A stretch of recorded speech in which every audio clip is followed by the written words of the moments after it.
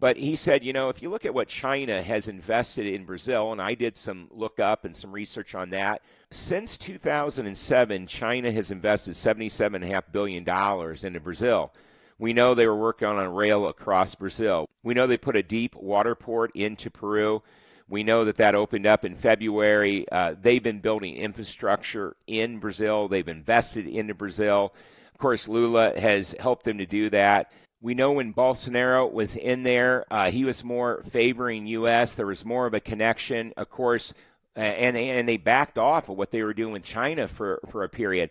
But when Lula got back in, hey, it's full steam ahead, back to China. And, of course, China has invested a lot. They want to control their food security into the future.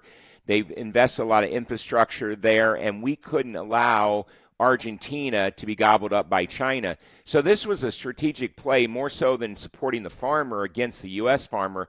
It was more or less, hey, do we want China to control all of South America or just Brazil? And so there can be some strategic alliances there with Argentina. Now, the article says, when you look at the contrasting Argentina to the U.S. farmer that I attached in number 6, it says that Argentina will pay it back. Now, we know a lot of times these things don't get paid back, but it is structured for a payback. And I think what could happen is that they can't afford to do that. They're a country with fairly rich resources, and I would imagine, I guess I shouldn't use the term pillage, but we will get our money back through pillaging their resources if need be.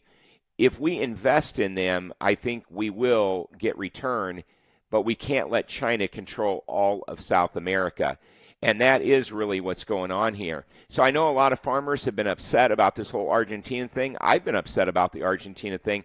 But as you look into it, I think it was more strategic than just here's a bailout and we're not going to help the American farmer. And so that might add a little bit of a nuance or a little caveat to what your belief system has been.